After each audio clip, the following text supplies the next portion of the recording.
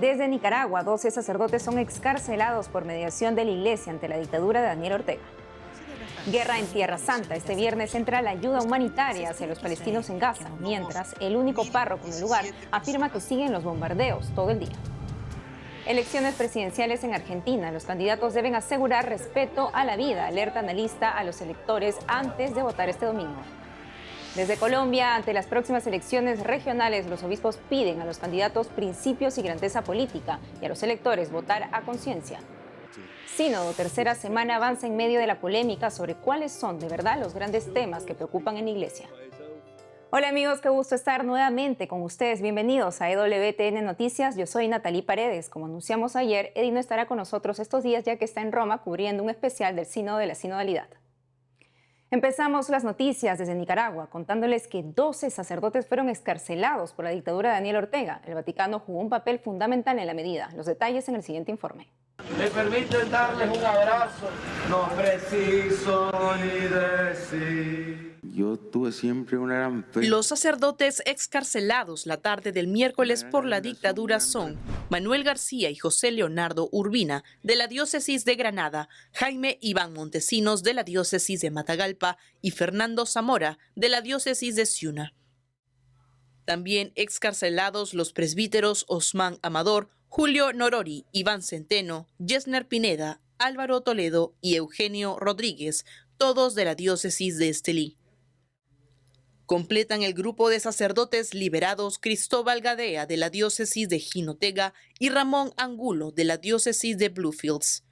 En un comunicado con fecha 18 de octubre, el régimen de Daniel Ortega indica que luego de sostener fructíferas conversaciones con la Santa Sede, se logró un acuerdo para el desplazamiento hacia el Vaticano de los 12 sacerdotes que por distintas causas fueron procesados y que han viajado hacia Roma, Italia, la tarde del miércoles. En el texto, el gobierno informa que el acuerdo se logró con la mediación de la Iglesia Católica en Nicaragua y en el Vaticano. Entre los liberados no está Monseñor Rolando Álvarez, obispo de Matagalpa, quien cumple una sentencia de 26 años. El Vaticano confirmó que está a la espera de la llegada de los presbíteros este jueves por la tarde. Serán recibidos por un funcionario de la Secretaría de Estado. Se alojarán en unas instalaciones de la diócesis de Roma, informó el portavoz vaticano Matteo Bruni. Y ahora desde su exilio en Texas, la abogada nicaragüense Marta Molina, autora de la investigación Nicaragua, una iglesia perseguida, opina sobre la reciente excarcelación de 12 presbíteros por parte del dictador Daniel Ortega. Bueno, realmente no es una liberación de sacerdotes, sino un desplazamiento forzado que se les ha obligado a 12 presbíteros, una grave vulneración de los derechos humanos a cada uno de ellos que nunca han querido salir de Nicaragua porque su ministerio sacerdotal los venían desarrollando en toda la diócesis del país. Personalmente me siento feliz de saber que ellos ya están en un lugar seguro porque en Nicaragua, en las cárceles donde se encontraban, se practican más de 40 mecanismos de tortura, tratos crueles, inhumanos y degradantes. Bueno, yo considero que este rol de la Santa Sede en la negociación con la dictadura sandinista se debe a los principios cristianos de siempre estar abierto al diálogo. Entonces ellos conocen que en las cárceles de Nicaragua se practican estos mecanismos de tortura y querían a lo inmediato sacar a estos sacerdotes de la manera que sea. Entonces, por eso acceden a la negociación y se lo llevan a un lugar seguro. Además, el Papa Francisco ha venido siempre mencionando a la dictadura sandinista que sea abierta al diálogo y que los conflictos se resuelvan de una manera pues más amigable, y considero que fue por eso posible que se haya dado este desplazamiento forzado de estos 12 sacerdotes. En relación al obispo Álvarez, a mí me llenó de mucha tristeza leer el comunicado emitido por la dictadura que no aparecía su nombre. Y entonces yo sé que él es un hombre de que se aferra mucho a sus principios cristianos, religiosos, y que ama demasiado a su pueblo y que en ningún momento va a acceder al capricho ilegal de la dictadura, a quien lo ha condenado a 26 años de prisión y 4 meses, y también lo ha desnacionalizado. Entonces le ha causado el mayor daño posible. Y Monseñor Rolando pues no está no tiene la voluntad de cumplir con este capricho dictatorial, y es por eso que sigue encarcelado. Y a mí me preocupa porque hay amenazas de muerte en contra de él. Me permiten darles un abrazo, no preciso ni decir. Y una buena noticia en medio de la guerra en Tierra Santa. Desde este viernes 20 de octubre, los palestinos de Gaza podrán recibir la ayuda humanitaria acumulada en la frontera con Egipto. El gobierno de este país abrirá el paso fronterizo de Rafah, al sur de Gaza, según anunció el presidente de Estados Unidos, Joe Biden, antes de terminar su visita a Israel. El primer ministro israelí, Benjamin Netanyahu, dijo que no impedirá el reparto de la ayuda procedente de Egipto siempre y cuando se trate de alimentos, agua y medicinas y que no lleguen a los terroristas de Hamás. Ahora veamos cómo sigue la situación en la única parroquia católica en Gaza. Esta es la comunidad católica de Gaza. Celebran la Santa Misa por la Paz en la parroquia Sagrada Familia, la única en la región. El párroco padre Gabriel Romanelli informó que la franja de Gaza sigue siendo bombardeada y no hay lugar seguro a donde ir. En un comunicado del 18 de octubre, el padre Romanelli dijo que en los pocos refugios que hay, los ruidos de los bombardeos, el encierro, la falta de todo, hacen difícil la vida cotidiana. Muchos perdieron a sus seres queridos, hay miles de muertos, perdieron casas y negocios. Según el padre Romanelli, de nacionalidad argentina, hay alrededor de 500 refugiados en su parroquia. Ocupan pasillos y habitaciones del templo y la escuela. Les dan colchones, comida, agua y artículos de higiene. Anota que el agua y alimentos se están acabando. El párroco también reporta que están sanos y salvos los niños discapacitados, las familias acogidas y los religiosos de su parroquia en Gaza. Entre ellos, el padre Yusuf Asad, vicario parroquial, las hermanas servidoras del Señor y de la Virgen de Matará, María del Pilar Llerena y María del Socorro Llerena, así como las religiosas del Rosario de Jerusalén y también las hermanas de la Madre Teresa. Escolares de Filipinas rezaron el Santo Rosario por la Paz en Tierra Santa. Se trata de más de 200 escolares en la Catedral de la Inmaculada Concepción en Manila. Así respondieron a la iniciativa de la Fundación Pontificia Ayuda a la Iglesia Necesitada. 1 millón de niños rezan el Rosario por la Paz y la Unidad. Los obispos de Filipinas y la Arquidiócesis de Manila animaron a unirnos a la oración por la paz y la unidad. En Colombia, los obispos no temen involucrarse en la política. Hablaron a políticos y electores ante las próximas elecciones regionales. Sobre esto y más informa nuestra corresponsal Lida Lozada. Aquí, en la sede de la Conferencia Episcopal de Colombia en la ciudad de Bogotá, desde donde hace pocas horas los obispos han enviado un importante mensaje al país de cara a las elecciones que se llevarán a cabo en todas las regiones el próximo 29 de octubre. Preocupados por la grave situación humanitaria, social, económica y las polarizaciones políticas que se viven en nuestra nación, los pastores han pedido a los futuros elegidos cumplir sus promesas de campaña con principios y grandeza política. Y a los electores les han pedido participar en estas justas con conciencia y pensando en el bien común.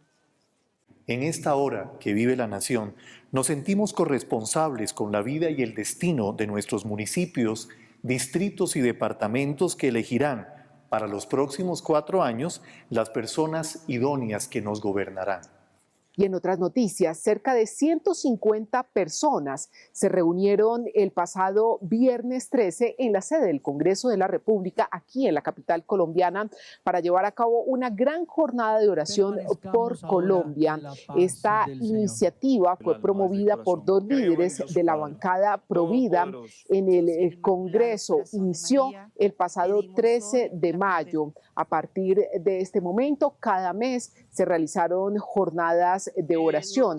Durante esta última jornada se llevó a cabo la entronización de la Virgen de Fátima en el Salón Elíptico del Parlamento. Posteriormente se celebró una Santa Misa que fue presidida por Monseñor Pedro Mercado, quien aprovechó para pedir por la paz de Tierra Santa y finalizó con un rezo muy especial del Santo Rosario. Y finalmente, dos importantes mensajes recibió Colombia desde el aula Pablo VI de Ciudad del Vaticano. Se trata de un mensaje de Monseñor José Miguel Gómez, arzobispo de Manizales, quien precisamente hace unos días en entrevista con Así Prensa había afirmado que el sínodo no podía pasar por encima de la Biblia. Y esto ya es una experiencia de universalidad que enriquece las almas, que enriquece la experiencia y que nos hace vibrar por una iglesia cada vez más misionera, al estilo de Evangelii Gaudium, siempre en salida, siempre a conquistar, llevando la sonrisa de Cristo a todo el mundo, a todos los grupos, a todas las personas. Que este sea un saludo para todas las parroquias colombianas, para todas las familias de Colombia, para hombres y mujeres bautizados que aman al Señor, que aman a Colombia y que quieren servir a la construcción de una sociedad que responde a las necesidades, que trabaja por la paz, por la reconciliación, por el respeto a la vida y por el cuidado y el cultivo de la casa común. Adelante, hermanos, oren por nosotros y nosotros desde la Asamblea Sinodal oramos por ustedes y sus familias. Desde Colombia, Lida Lozada, EWTN Noticias. Estamos conectados con la doctora Yelén Tomasini, abogada miembro de la Comisión Nacional de Justicia y Paz del Episcopado Argentino e integrante del Movimiento de Familias Cristianas de la Política en Argentina. Ella nos hará un análisis sobre las elecciones presidenciales en Argentina del próximo domingo 22 de octubre. Estimada Yelén Tomasini, un gusto tenerla con nosotros en EWTN Noticias. ¿Cómo está el ánimo de los católicos argentinos para estas elecciones? Un gusto saludar. Y a toda la audiencia, nuestros saludos desde Argentina. Bueno, estamos en un periodo de mucha atención y tensión próximas a las elecciones, este 22 de octubre, donde la Argentina está eligiendo su próximo presidente o presidenta, y es en estos términos donde los cristianos nos vemos en un proceso de definir el voto en función de nuestros valores. No es un tiempo sencillo, estamos transitando una instancia de mucha confrontación también y de buscar la atención del voto de los distintos ciudadanos y ciudadanas, entre ellos también el voto de quienes consideramos ciertos valores inspirados en el Evangelio, en el cristianismo. Precisamente, doctora, ¿qué deben tener en cuenta los católicos argentinos para elegir por quién votar? Bueno, desde nuestra realidad cristiana hay condiciones que son imposibles de obviar, como es el cuidado de la dignidad humana, el respeto a la vida, el cuidado de nuestro ambiente, nuestra casa común, la realidad de respetar los derechos humanos en todas sus instancias. Cuando hablamos también del cuidado de la vida, poder hablar del cuidado de la vida desde el inicio, la concepción, pero también en sus distintas etapas y hasta su muerte natural. No solamente focalizar en una de las instancias, reconocer la dignidad humana con todas las implicancias que tiene en todos los derechos, y a su vez la paz es ese modo de convivencia que una sociedad tiene, fruto de tener armonizados los derechos y vivir en una sociedad donde la justicia es uno de los ejes que fluye. Efectivamente, tal cual lo comenta. Y sabemos que hay tres candidatos favoritos, ¿no? Milei, Massa y Bullrich en Argentina. ¿Cómo están sus propuestas frente a la defensa de la vida, la familia, la libertad de educación de los hijos y la promoción del bien común en todas sus formas, como también usted lo ha comentado, en el caso de Massa? Bien, bueno, estos temas inevitablemente son temas transversales que se filtran en términos de campaña a los fines de tener la atención del electorado. En el caso de el candidato que usted ha mencionado oportunamente estaba a cargo de lo que es la Cámara de Diputados cuando se votó la ley de interrupción del embarazo, por lo tanto él trató de tener una posición de llevar a la votación donde sea en un marco de respeto y por lo tanto no ha hecho una estricta manifestación de cuál es su postura. Y en el caso del Bullrich También ha evitado poner el foco en el tema de lo que es tema aborto o la defensa de la vida. Todos coinciden en defender la vida, pero al momento de estos temas que son tan sensibles para la ciudadanía argentina, tratan de evitar conflictuar con estos temas.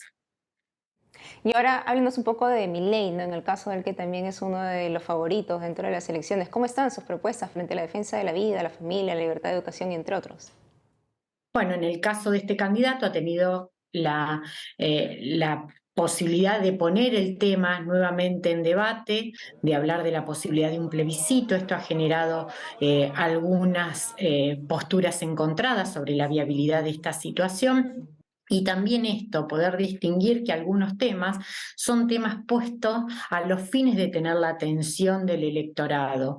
Efectivamente, ¿cuál sería su mensaje, doctora, de los cristianos argentinos que están pensando votar en blanco o no ir a votar? Bueno, como cristianos se nos representa naturalmente un desafío, hay que poder valorar que es un acto de democracia y de responsabilidad política, por lo tanto, entender que muchos quieren tomar la opción de no ir a votar o del voto en blanco como un modo de protesta por no encontrarse identificados o representados, pero bueno, en algún punto esto conspira al momento de la elección de los candidatos y tener la responsabilidad cívica de, en primer momento, de ir a votar y en un segundo momento de poder elegir. Efectivamente. Doctora Yelén Tomasini, gracias por lo que nos ha comentado en la entrevista. Muchísimas gracias. Un saludo a toda la audiencia y a todo el equipo. Vamos a una pausa, pero al volver. Sínodo, tercera semana avanza en medio de la polémica sobre cuáles son de verdad los grandes temas que preocupan en la Iglesia. Hoy celebramos a San Pablo de la Cruz, fundador de los Pasionistas y apóstol de la Pasión. Le contamos más. Regresamos con más en EWTN Noticias.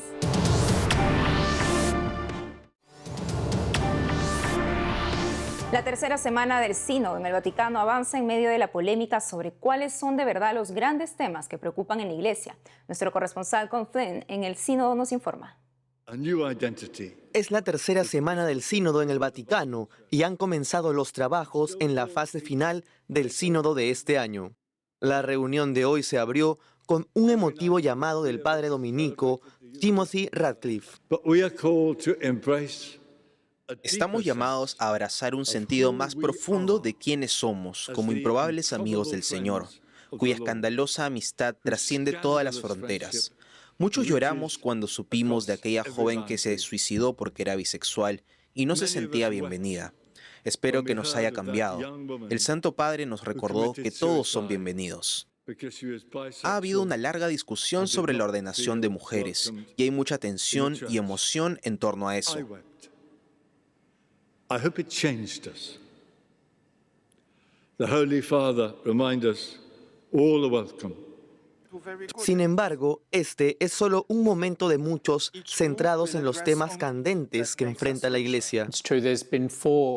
El arzobispo Anthony Fisher de Sydney, Australia, habló exclusivamente con EWTN Noticias y dijo que cree que se está dedicando demasiado tiempo a estos temas, cuando en realidad la atención debería centrarse en devolver a la gente a la fe.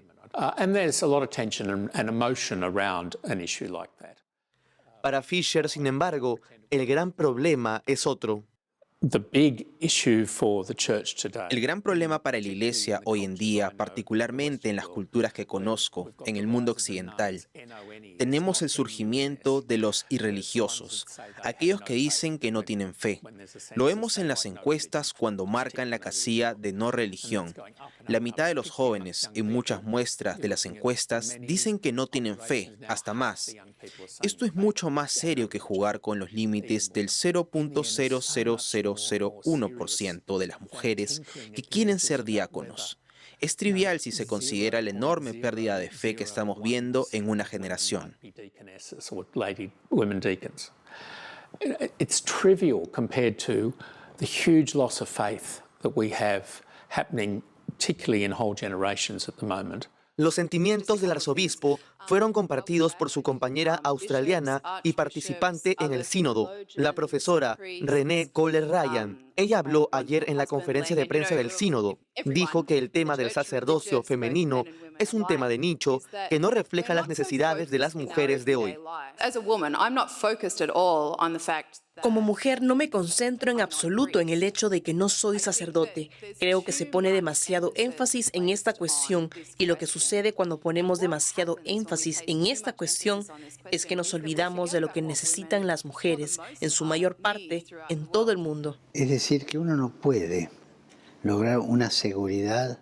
Esta semana, el Papa Francisco también habló directamente sobre el sínodo en una entrevista con la televisión española. Habló de cómo la Iglesia debe avanzar. La Iglesia tiene que cambiar. Pensamos cómo cambió desde el concilio hasta ahora y cómo tiene que seguir cambiando. Cambiando en la modalidad, cambiando en el modo de proponer una verdad que no cambia y tiene que ser abierta. Y tiene que ir cambiando a medida que los desafíos le vayan presentando cosas. De ahí que el núcleo de su cambio es esencialmente pastoral, sin renegar lo esencial de la Iglesia. Esta semana los participantes también están trabajando en el informe final del sínodo para esta sesión. El cardenal Jean-Claude Hollerich, quien fue designado por el Papa Francisco para guiar las discusiones del sínodo como relator general, dio algunas ideas iniciales sobre qué esperar después de esto.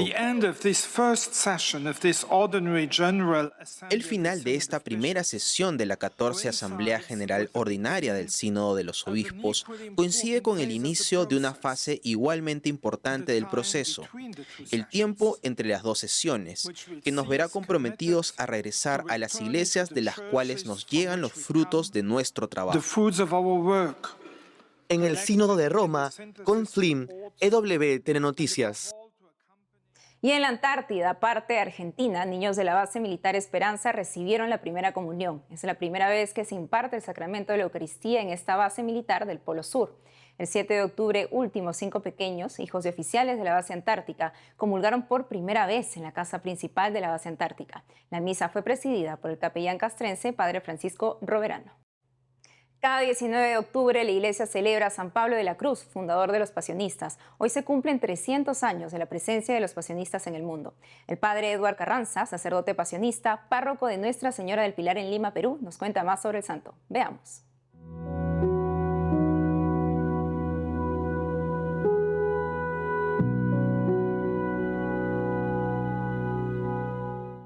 De San Pablo de la Cruz, fundador de la Congregación de la Pasión de Jesucristo, nuestro fundador, podemos aprender la perseverancia, ¿no? La constancia, porque para fundar la congregación tuvo que pasar por momentos difíciles, como varios rechazos, pero él se mantuvo firme, ¿no?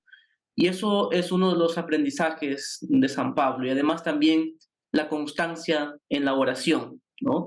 Es conocido como el más grande místico del siglo XVIII en Italia, y por supuesto también hoy en día, ¿no? Pues, y escribió más de 3.000 cartas, ¿no? Entonces, incluso antes de ser sacerdote, ¿no? Entonces, también el acompañar en la dimensión espiritual, ¿no? En eso podemos aprender mucho de San Pablo de la Cruz. Vio la situación también en la que estaba viviendo Italia en el siglo XVIII, muchas problemáticas, ¿no? Pero él no se cruzó los brazos, sino que puso, diríamos, mano a la obra.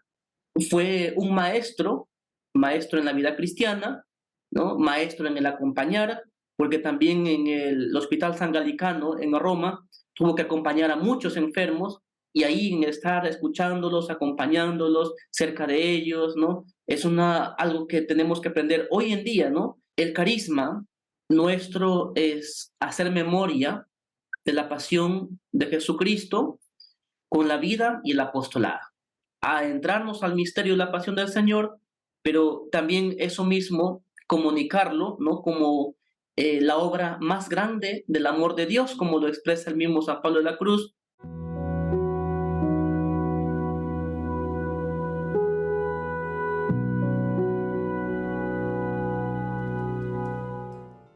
Amigos, esto ha sido todo por hoy. Gracias por habernos acompañado. No dejen de seguirnos en nuestras redes sociales y en wtnnoticias.com. Hasta mañana.